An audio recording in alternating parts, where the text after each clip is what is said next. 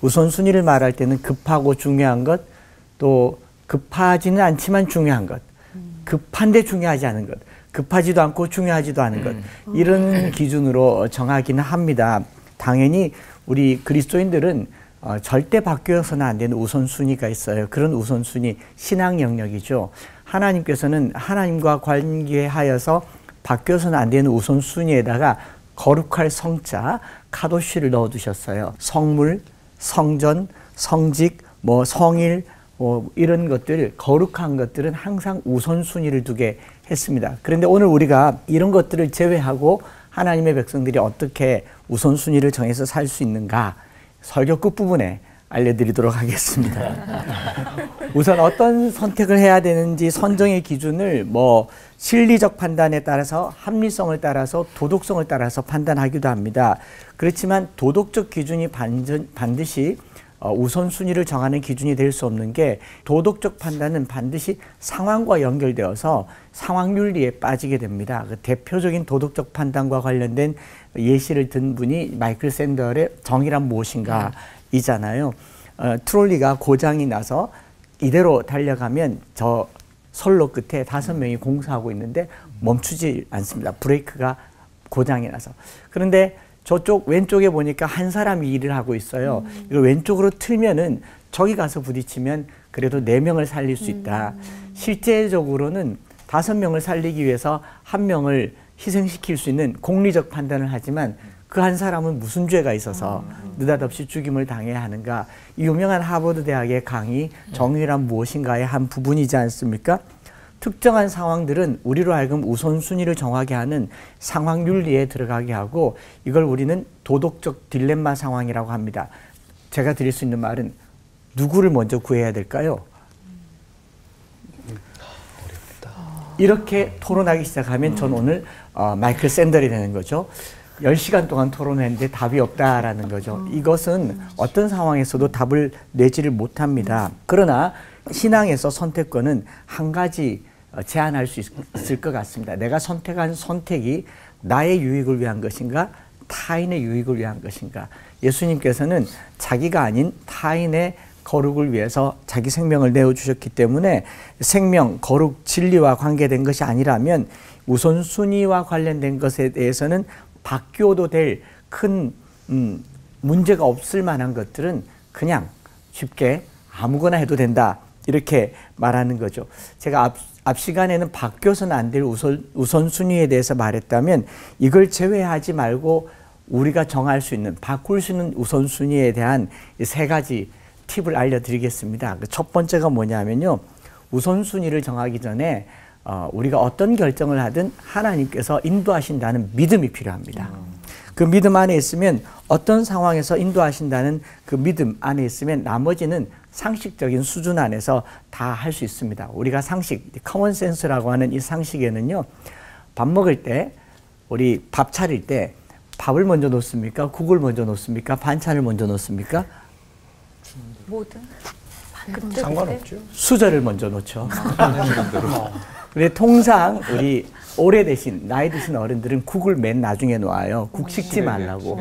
그런데 별로 중요하지 않아요. 더 상식적으로는 겉옷을 입고 속옷을 입습니까? 속옷을 입고 겉옷을 입습니까?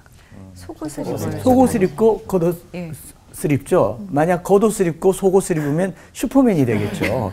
이런 상황들은 우리가 굳이 고민하지 않아도 돼. 믿음 안에 있으면 그냥 상식선에서 결정하면 되고요. 두 번째로는 그런 결정을 했다면 마태복음 6장에 있는 말씀처럼 하나님 나라와 의를 구하고 난 그 모든 것에 대해서는 예수님께서 말씀하시죠. 무엇을 먹을까, 무엇을 마실까, 무엇을 입을까 염려하지 말라. 이 모든 것이 너에게 있어야 할 줄을 너희 하늘 아버지께서 아시느니라. 그러니 어떤 선택을 해도 염려하지 않는 선택을 하면 좋겠고, 마지막으로 오늘의 결론입니다. 어떤 우선순위를 정하고 결정해야 될지 잘 모르겠을 때, 이걸 해도 되고 저걸 해도 될 때, 주로 거룩한 것과 관계 있는 것이 아니라면 저는 제비뽑기를 하라고 권하고 싶습니다. 제비뽑기나 사다리 타기를 추천합니다.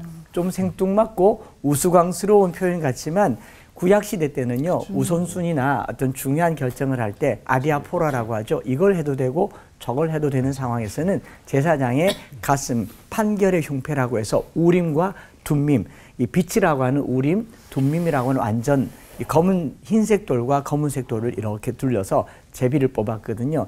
그래서 뭘 해도 괜찮을 때는 제비 뽑기 또는 사다리 타기를 해보라고 여러분들에게 제안을 드리고, 가룟 유다의 죽은 자리를 채우기 위해서 바나바와 마띠아 중 한 사람을 뽑을 때 누가 해도 그 자리를 채우잖아요. 어떻게 했습니까?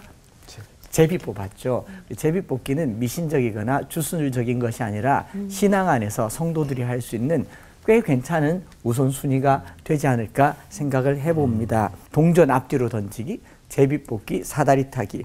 좀 웃기는 것 같지만 너무 고민하지 말고 살자는 거죠. 뭘 하든지 속옷을 밖에 입지만 않으면 됩니다. 그러면 우리 우선순위는 하나님께 맡겨드릴 수 있을 것이라 믿습니다. 기도하겠습니다. 하나님 아버지, 우리가 결코 빼앗겨서는 안 될 거룩한 것들은 빼앗기지 말게 하시고, 그 외의 것들은 타인을 위하여서 어떤 선택을 하든지 하나님을 향한 신뢰와 염려를 벗어버리는 선택들이 되게 하여 주시옵소서. 구주 예수 그리스도의 이름으로 기도드립니다. 아멘. 자, 평생 하나님 우선, 가정 우선이라고 여기면서 살았지만 인정받고 보상받지 못하는 것 같아서 서운하고 혼란스러웠던 적이 있었다, 없었다. 하나, 둘, 셋. 있었다. 이야, 오늘은 섞였네요. 다 나오네요. 네. 금방 하나님 말씀하시니까, 하나님이 기업이라고 말씀하시니까 목사님이랑 똑같은 맥락인 것 같은데, 하나님은 창조주시잖아요. 전능자시고 일을 행하시는 여호와, 그것을 만들며 성취하시는 여호와, 그 이름도 여호와시기 때문에 하나님을 선택해서 손해볼 게 없다는 믿음이 필요합니다. 저는 왜 없다라고 말했냐면, 하나님과 관련된 선택과 우선순위가 제가 한 번도 손해를 끼친 적이 없어요. 먼저 그의 나라와 의를 구하라. 제 평생의 말씀의 간증이 되었고, 또 간증도 그렇게 했고, 최근에 일어난 일 하나는, 개척 목회 한 17년쯤 하다가 교회를 한번 이렇게 이전을 해야 될 순간이 됐는데 어렵더라고요. 대출도 내야 되고 성도들도 반대하고, 이게 하나님 뜻이 아닌가? 포기하려고 할 즈음에 저쪽 동네에 좀 큰 교회에서 장로님들이 오셔서 우리 교회 가자는 거죠. 근데 얼마나 은혜롭게 말씀하시냐면, 목사님 언제까지 눈물 흘리시겠습니까? 저희가 눈물 닦아드리겠습니다. 날개가 되어드리겠습니다. 마음이 그날 하루 종일 흔들렸어요. 그리고 그날 가기로 마음을 먹고, 그 밤에 우리 장로님들께 가야겠습니다라고 했더니 우리 장로님들이 가래요. 목사님을 못 보필해서 미안하다고. 그러고는 우리도 가겠대요. 어쨌든 다 가는 쪽으로 가니까 밤새 마음이 기뻤죠. 그런데 그 다음날 새벽에 그 교회 가려고 마음먹었을 때 하나님께서 우선순위를 알려주시더라고요. 제게 선명하게 말씀하셨어요. 야, 내가 크냐? 그 교회가 크냐? 그래서 포기했어요. 그 후로 교회가 계속 더 하늘의 문이 열리는 것 같은 은혜를 누리고 있습니다.